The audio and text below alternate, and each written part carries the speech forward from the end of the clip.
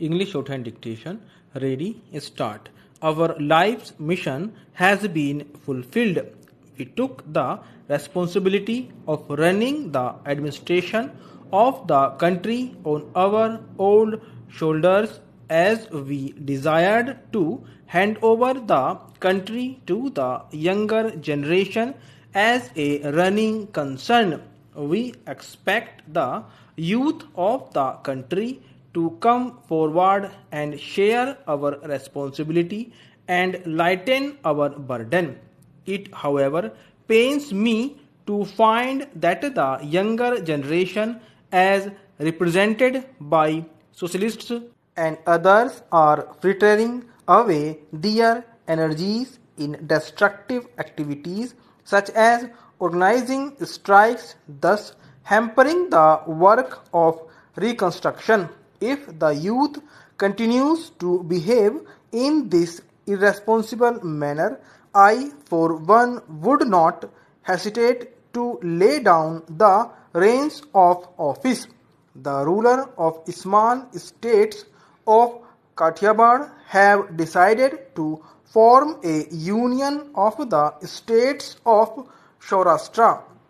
The representatives of these rulers will meet me soon to discuss the details of the union. It is a great relief that Gandhiji has broken his fast.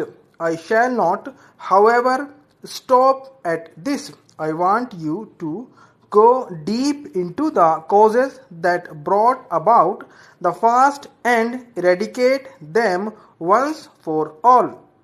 It pains me to find that free India is not treading on the right path. What happened in the country during the last 5 months has hurt the noble soul of the Mahatma.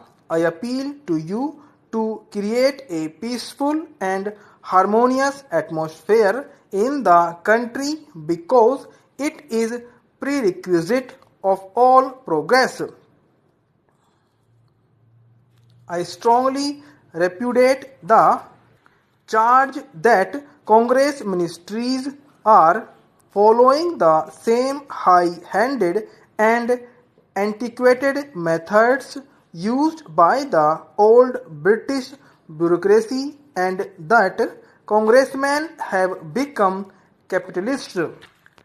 The division of the country has created several new problems which have immensely taxed our brains during the last 5 months.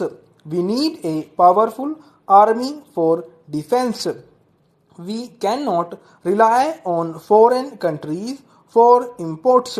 Everything we have to manufacture in our own country. The transfer of population following partisan has created great complications and added to our difficulties.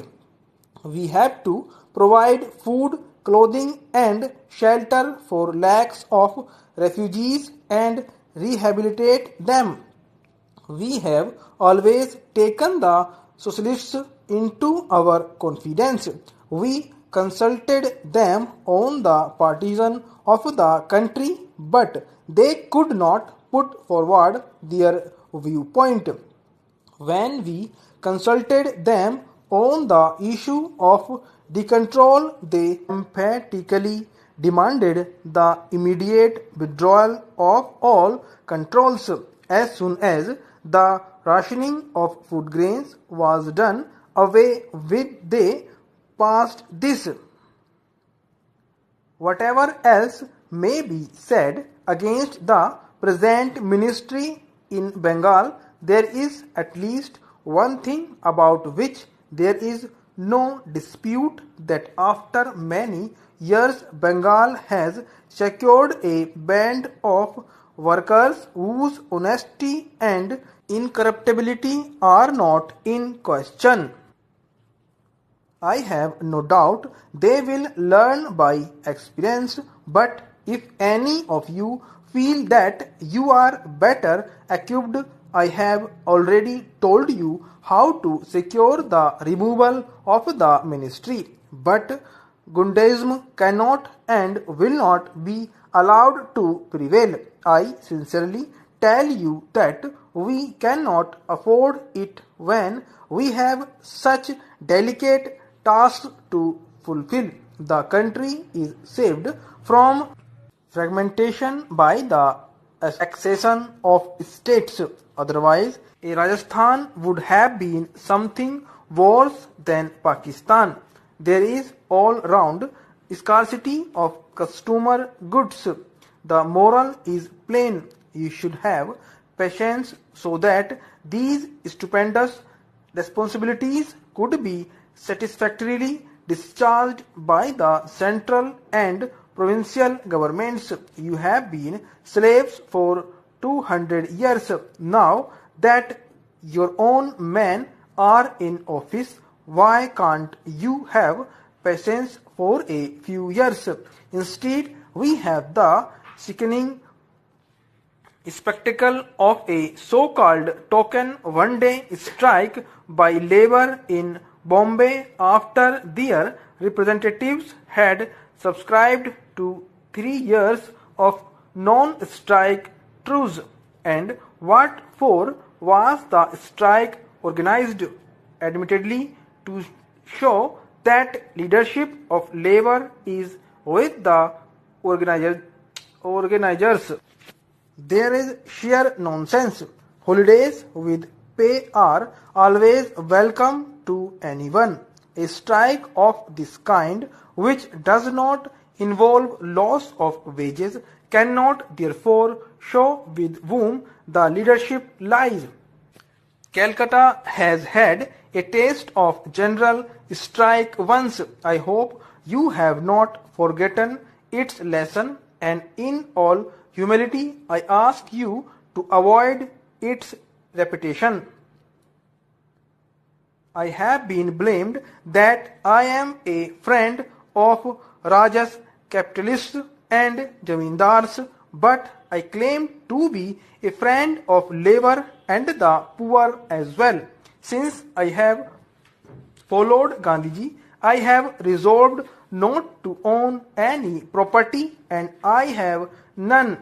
But like Gandhiji, I want to make the capitalists also understand which way their true duty lies. I cannot succumb to the prevalent fashion to pose as leader or to attempt to gain leadership by abusing princes, capitalists, etc. without rhyme or reason.